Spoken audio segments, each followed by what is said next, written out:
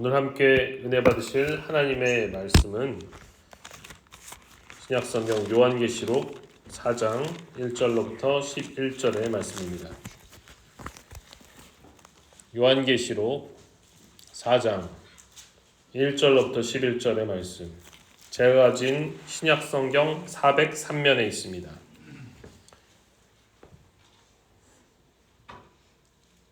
요한계시록 4장 1절로부터 11절의 말씀, 저와 여러분들이 한 절씩 교독하신 후에 마지막 11절 합독하도록 하겠습니다. 이 일 후에 내가 보니 하늘에 열린 문이 있는데 내가 들은 바 처음에 내게 말하던 나팔 소리 같은 그 음성이 이르되 이리로 올라오라. 이 일 이후에 마땅히 일어날 일들을 내가 내게 보이리라 하시더라.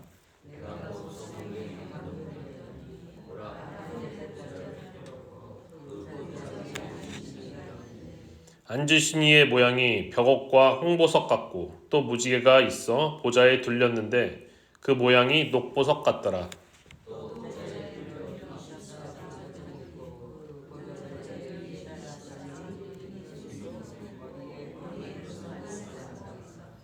보좌로부터 번개와 음성과 우레소리가 나고 보좌 앞에 켠 등불 7이 있으니 이는 하나님의 7 영이라.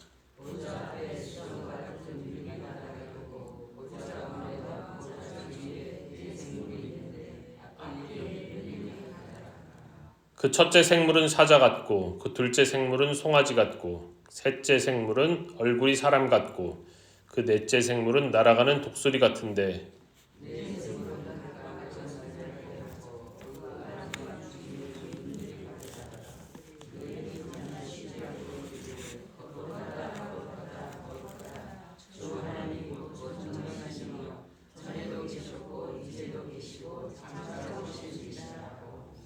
그 생물들이 보좌에 앉으사 세세토록 살아계시는 이에게 영광과 존귀와 감사를 돌릴 때에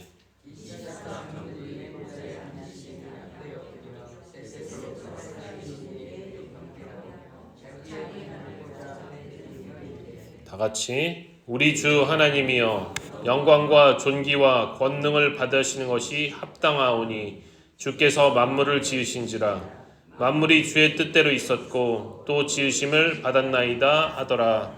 아멘. 할렐루야. 월요일 새벽 예배에 나오신 모든 성도 여러분들 주님의 이름으로 환영하고 축복합니다. 저는 방금 읽은 요한계시록 4장의 말씀을 바탕으로 찬양받으시기 합당하신 창조주 하나님, 찬양받으시기 합당하신 창조주 하나님이라는 제목으로 말씀을 전하도록 하겠습니다. 제가 그동안 몇 차례에 걸쳐서 요한계시록 설교를 하면서요 강조했던 게 있는데 이 요한계시록의 문학적인 장르가 무엇이냐에 관한 것이었습니다. 기록된 문학적인 형식이 요한계시록을 제대로 이해하는 열쇠가 되기 때문에 문학적 형식이 중요하다 말씀을 드렸어요. 요한계시록은요 기록된 양식이 계시, 즉 묵시이면서 예언이면서 또 편지라고 그랬습니다.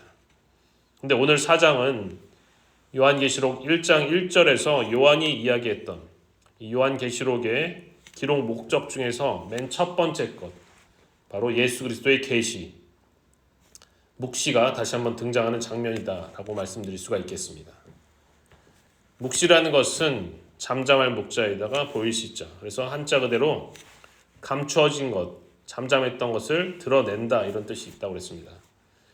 그런데 이 성경에서 묵시라고 부르기 위해서는 어떤 이야기라는 서사적인 틀 안에서 인간이라는 존재를 뛰어넘는 초월적인 신적 존재가 우리가 살고 있는 이 현실 세계의 공간과 시간을 넘어서 감춰졌던 비밀을 인간에게 알려주는, 초월적 존재가 알려주는 그런 문학적 양식이 바로 묵시다라고 할 수가 있어요. 그런데 이런 묵시에는요 현실 세계를 넘어서는 환상이나 상징들이 많이 나오게 되어 있습니다. 현실 세계를 넘어서는 환상이나 상징.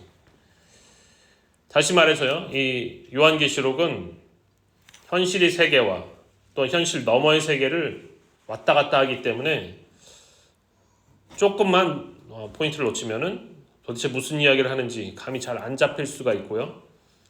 또 종말론적인 재앙 같은 것들이 많이 나오다 보니까 뭔가 두렵고 무서울 수가 있습니다. 그렇기 때문에 바로 이단과 사이비들이 바로 이런 점을 가지고 장난을 아주 오랫동안 쳐왔어요.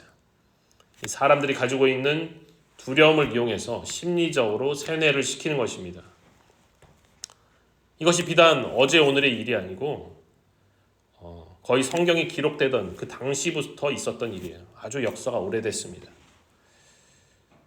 제가 지난주 수요일에 전도를 나갔습니다. 일부 예배를 마치고 전도를 나갔는데 터미널에 원래 저희가 거점으로 자리 잡고 있는 곳이 있어요. 근데 거기에 세련된 티셔츠를 맞춰 입고 신천지가 떡하니 한 꽤 많은 사람들이 자리를 잡고 있었습니다. 저희가 순복음교회 띠를 두르고 나가잖아요. 그러다 보니까 순복음교회에서 나온 줄 알고 한 아주머니가 이야기를 거는 거예요. 자기가 조용기 목사님 계실 때에 한 20년 동안 여의도 순복음교회를 다녔다 이렇게 얘기를 해요. 그런데 자기는 말씀이 너무나 궁금해서 20년 동안을 찾아 헤맸는데 찾지를 못했대요. 어떤 목사님도 이 말씀을 속 시원하게 풀이를 못 해주었다 이렇게 얘기합니다.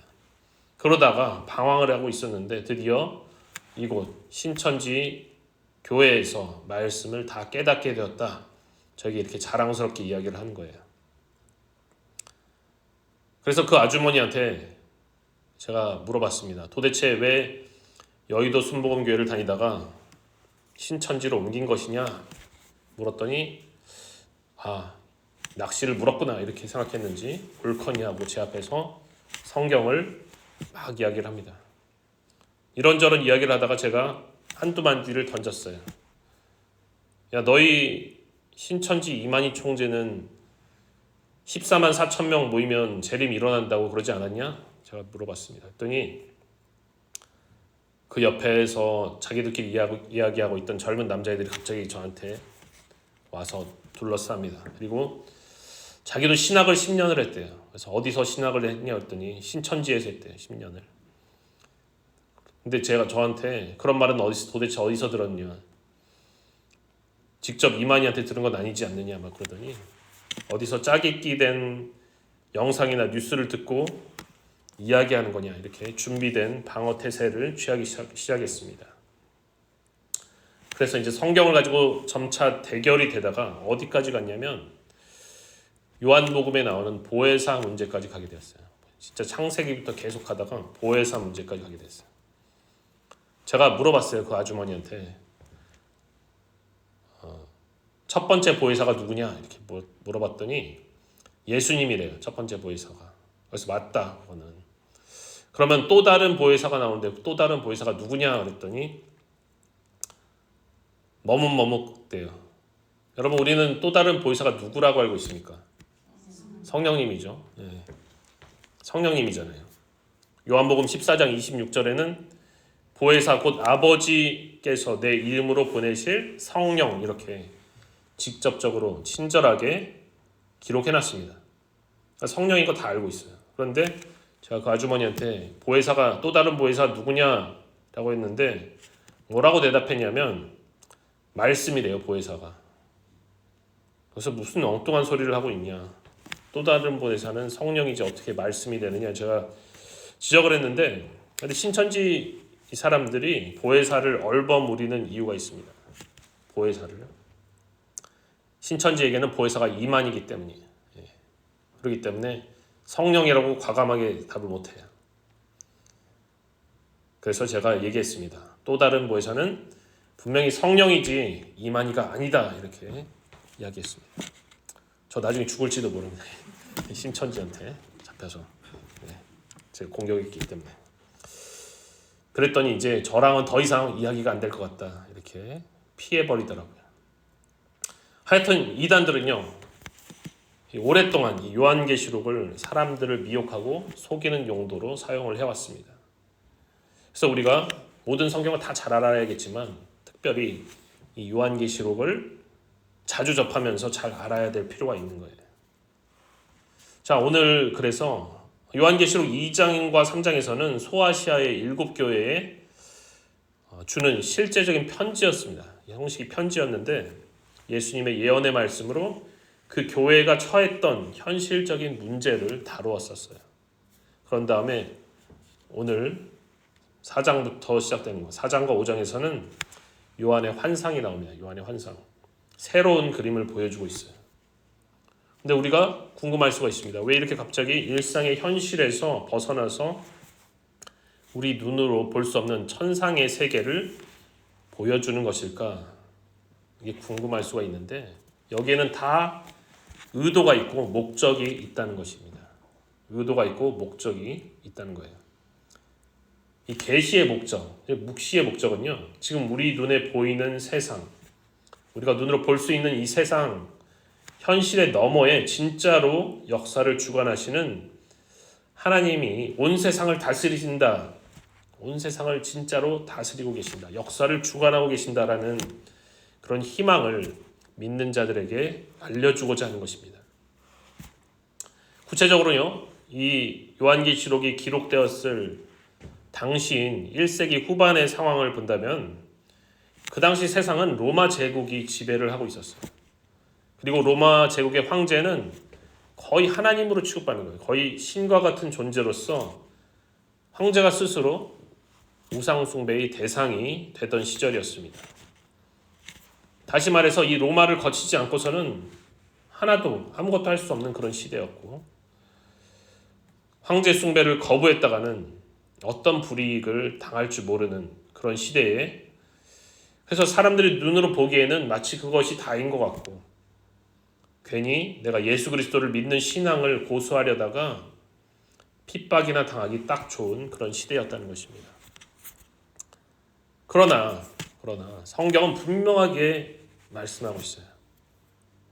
예수를 믿기 힘든 세상, 예수를 믿고 살기 어려운 그런 시대에도 그럼에도 불구하고 도리어 예수를 꽉 붙들라라는 것이 바로 성경의 메시지인 것입니다. 그렇게 더 어려운 시대에 더 예수를 붙들라는 거예요. 그럴 때일수록 더 확실하게 예수를 믿으라는 것입니다. 왜냐하면 인간이 다스리는 것 같은 이 세상의 배후에는 분명히 하나님이 하늘에서 통치를 하고 계신다는 것이 확실하기 때문이라는 거예요. 확실하기 때문이다. 여러분 이 땅에서 일어나는 일은 다 그 기원이 하늘에 있어요. 하늘에서 결자가 되지 않고 땅에서 일어나지 않는다는 것입니다. 그래서 당장에 나의 현실에서 나와 가족에게 닥칠 핍박이 무섭고 경제적인 제재가 두렵고 또 받을 불이익이 두려울 수 있겠지만 사랑하는 자들아 조금만 더 참아라. 조금만 더 인내로 이겨내라라는 것입니다. 인내로 이겨내라. 그래서 2장과 3장의 7교회에 주는 메시지를 보면요. 모두 다 이기는 자에 대한 보상이 기록되어 있습니다. 7교회의 메시지를 보면 다 이기는 자에게는 무엇을 주겠다 이렇게 보상이 기록되어 있어요. 이기는 그에게는 낙원에 있는 생명나무의 열매를 주워 먹게 하겠다. 이기는 자는 둘째 사망의 해를 받지 않게 하겠다. 또 이기는 그에게는 감추었던 만나를 주고 흰 돌 위에 새 이름을 새겨주겠다. 만국을 다스리는 권세를 주겠다. 기둥과 같이 되게 하겠다. 등등 반드시 이 인내로 승리한 것이 결실을 맺게 될 것이다. 그리고 보상을 받게 될 것이다. 이 소망을 주기 위해서 묵시로 우리 눈에 보이지 않는 하늘의 상황을 보여주고 있는 것입니다. 오늘 본문의 말씀을 보면요. 요한의 환상 중에서 여러 가지 이미지들이 많이 나타나고 있어요. 우선 보좌도 나오고요. 또 24장로 생소한 것들이죠. 또 7영, 내생물, 유리바다 우리에게는 생소한 것들이 많이 나옵니다. 하지만 우리는요. 이 환상에 나오는 상징이나 이미지들이 유대인들에게는 그렇게 생소한 것이 아니었다는 것을 주목할 필요가 있어요. 이 사람들한테는 생소한 것이 아니다. 왜 생소하지 않을까요? 그들은 어렸을 때부터 구약 성경을 철저하게 가르치고요. 배우고 들어왔기 때문에 이 이미지들이 구약 성경에 다 나온다는 거예요. 다 완전 똑같지는 않지만 비슷한 것들이 많이 나온다는 것입니다. 특히 다니엘서 7장과 에스겔서 1장 여기에 보면은 보좌에 대해서 나오고 있습니다. 보좌에 대해 기록을 하고 있고 또 우리가 잘 알고 있는 이사야가 선지자로서 하나님께 부름받은 본문인 이사야 6장을 보면은 하늘의 보좌에 앉으신 하나님을 뵙는 아련하는 장면이 나옵니다. 이사야가 그때 뭐라고 하죠? 하늘 보좌를 보면서 하나님 만나고 나서 화로다 망하게 되었도다 이렇게 얘기했어요. 화로다 망하게 되었도다. 거룩하지 못한 인간이 거룩하신 하나님을 뵙게 되면 다 죽는다 이렇게 생각했기 때문에 그 레위기의 신학인데 거룩과 부정한 것이 만나면은 부정한 것에서 죽는다 이렇게 생각했기 때문에 이사야가 화로다 망하게 되었도다 이렇게 반응을 보였던 것입니다. 그럼 구약적인 배경 속에서 오늘 요한계시록 4장을 이해한다면요 우리에게도 이런 환상이 그렇게 생소한 내용만은 아니게 될 것이다 라는 거죠. 특별히 오늘 말씀의 핵심 단어가 무엇이냐? 핵심 단어가 있다면 그것은 바로 보좌입니다. 보좌. 여러분 보좌가 무엇입니까? 보좌가 뭐죠? 왕이 앉는 의자가 보좌예요. 왕이 앉는 의자. 그래서 보좌는요 세상을 실질적으로 다스리고 통치한다는 뜻이 있고요. 또 이 보좌에 앉은 분을 거부한다면 누구든지 왕을 거부한다면 그 사람에 대해서는 심판을 할 수 있는 권세를 행할 수 있는 자리라는 뜻이 이 보좌에 담겨져 있습니다. 오늘 요한은요 환상 중에서 하늘에 열린 문을 통해서 과연 하늘에서는 어떤 일이 일어나고 있는지 그것을 지켜보게 되는데요. 우리 다 같이 한번 4장 2절과 3절을 읽어보도록 하겠습니다. 4장 2절과 3절 시작. 내가 곧 성령에 감동되었더니 보라 하늘에 보좌를 베풀었고 그 보좌 위에 앉으신 이가 있는데 앉으신 이의 모양이 벽옥과 홍보석 같고 또 무지개가 있어 보좌에 둘렸는데 그 모양이 녹보석 같더라.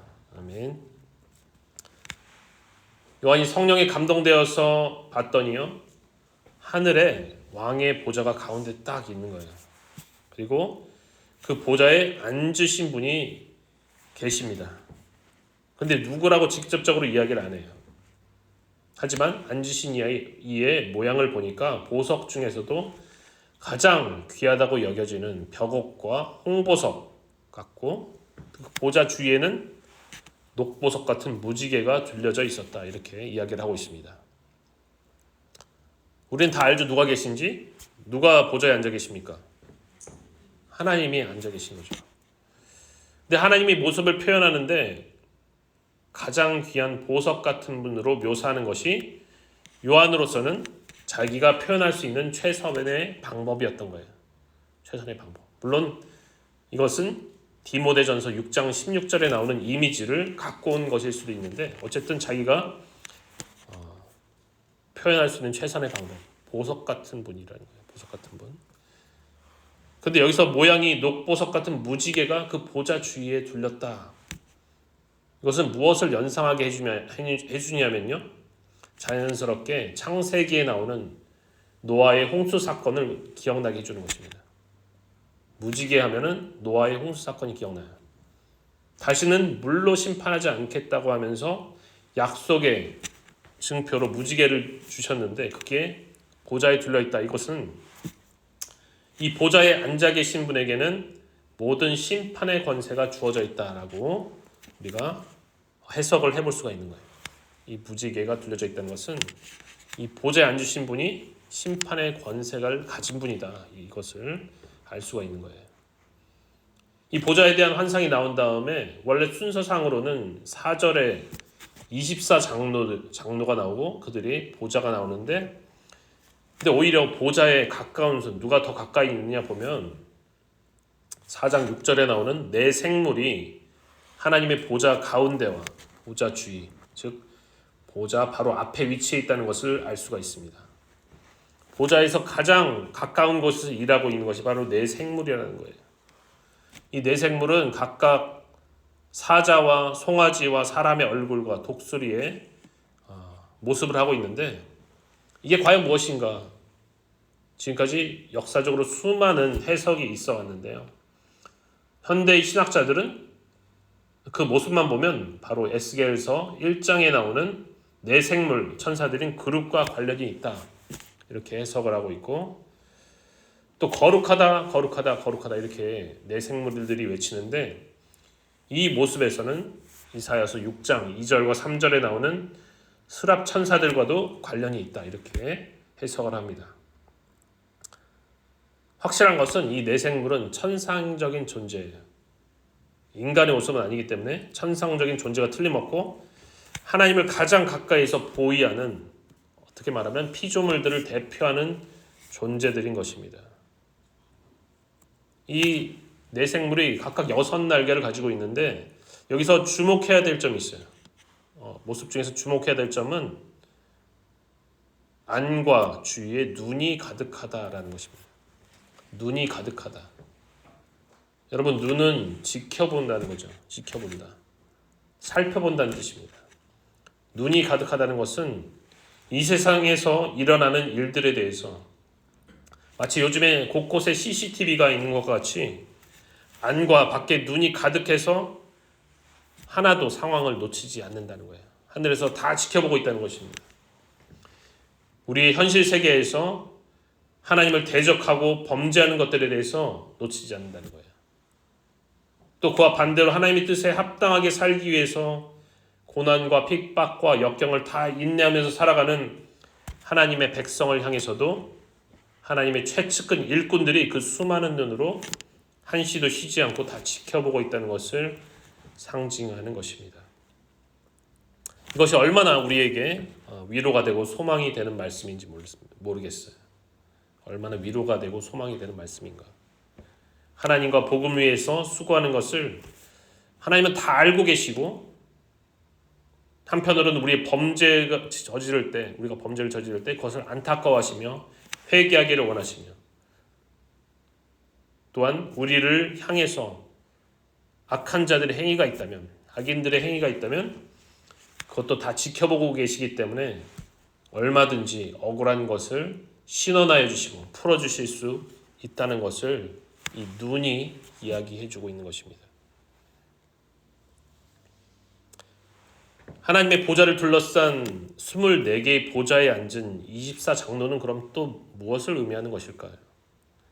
이것도 이 네 생물과 마찬가지로 역사적으로 많은 논란이 있어 왔습니다. 구약의 12지파 족장들과 신약의 12사도들이 이 24장로들이다 이렇게 해석하는 것이 상당히 많은 지지를 받아왔고요. 그것이 아니라면 이들도 천사들이다 이렇게 해석을 하기도 하고 아니면 높임을 받은 구약의 성도들이다 이런 주장도 있습니다. 근데 어떤 주장을 지지하든지 간에 24장로들은 자기 스스로의 보좌가 있어요. 그 뜻은 이 24장로들도 왕적인 권세를 가지고 있는 그런 존재라는 거예요. 보좌가 따로 있어요. 하나님 보좌가 가운데 있고 둘러져서 자기 보좌가 있다. 그리고 이 사람들이 이 존재들의 모습을 보면 흰 옷을 입었고 금으로 된 면류관, 금관을 쓰고 있다는 점에서 이들은 하늘의 상을 받은 존재다라는 것을 알 수가 있습니다. 정확히는 뭔지 모르지만 하늘의 상을 받은 존재다. 그런데 본문의 핵심은요. 이 24장로도 아니고 네 생물도 아니에요. 이들이 눈길을 끄는 것은 사실이지만 24장로나 네 생물이 핵심이 아니라는 것입니다. 오히려 그런 왕적인 존재, 피조물들을 대표하는 존재들이 과연 누구를 찬송하고 누구를 경배하고 있는가? 이것이 오늘 본문의 핵심인 거예요. 진짜 보좌 중에 보좌에 앉으신 분이 누구신가? 이것이 바로 오늘 말씀이 우리에게 알려주고자 하는 바인 것입니다. 피조물들의 대표와 하늘의 상을 받은 자들이, 그런 왕적인 존재들이 경배를 하는 대상이 누구냐. 8절부터 11절까지 한번 한 목소리로 읽어보겠습니다. 시작. 네 생물은 각각 6날개를 가졌고 그 안과 주위에는 눈들이 가득하더라. 그들이 밤낮 쉬지 않고 이르기를 거룩하다 거룩하다 거룩하다 주 하나님 곧 전능하신 이여 전에도 계셨고 이제도 계시고 장차 오실 이시라 하고, 그 생물들이 보좌에 앉으사 세세토록 살아계시는 이에게 영광과 존귀와 감사를 돌릴 때에 24 장로들이 보좌에 앉으신 이 앞에 엎드려 세세토록 살아계시는 이에게 경배하고 자기의 관을 보좌 앞에 드리며 이르되 우리 주 하나님이여 영광과 존귀와 권능을 받으시는 것이 합당하오니 주께서 만물을 지으신지라 만물이 주의 뜻대로 있었고 또 지으심을 받았나이다 하더라. 아멘. 네 생물들은 보좌에 앉으신 이에게 거룩하다 거룩하다 거룩하다 주 하나님 곧 전능하신 이여 전에도 계셨고 이제도 계시고 장차 오실 이시라 이렇게 찬양을 드리고요. 24 장로들은 보좌에 앉으신 이 앞에 엎드려 세세토록 살아계시는 이에게 경배하고 자기의 관을 보좌 앞에 드리면서 우리 주 하나님이여 영광과 존귀와 권능을 받으시는 것이 합당하오니 주께서 만물을 지으신지라 만물이 주의 뜻대로 있었고 또 지으심을 받았나이다 하더라. 이렇게 외치고 있습니다. 24 장로들도 왕적인 존재라고 했잖아요. 금 면류관을 쓰고 있었는데 이것을 벗어서 진짜 보좌에 계신 분에게 드리는 것입니다.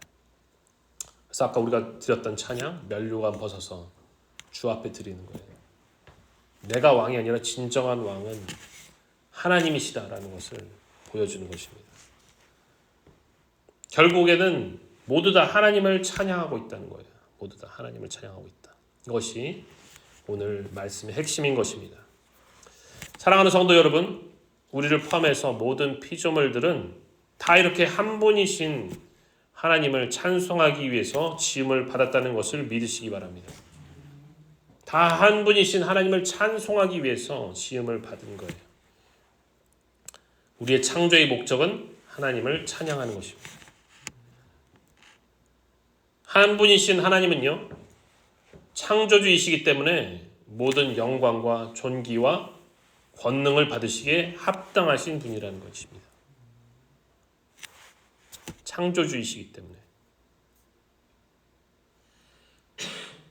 그러므로 우리가 창조주이신 하나님께 예배드릴 때에 우리 정체성이 살아나게 되어 있는 거예요. 우리가 그렇게 지음을 받았기 때문에 우리 정체성이 예배드릴 때 살아나게 되는 것입니다. 예배가 정말로 중요한 거예요. 예배가. 천상에서도 예배를 드려서 이것이 기원이 돼서 이 땅에서도 똑같이 예배를 드리게 되는 것입니다. 그리고 이 예배드리는 삶을 살 때에 우리가 지어진 목적대로 행복하게 살아갈 수가 있습니다. 그러므로 교회에 함께 드려서 드리는 공예배로부터 우리 각자의 삶의 예배에 이르기까지 하나님을 영화롭게 드리는 이 예배의 삶을 살아감으로 창조의 목적을 한 걸음씩 이루어가는 저와 여러분들이 되시기를 주님의 이름으로 축원합니다.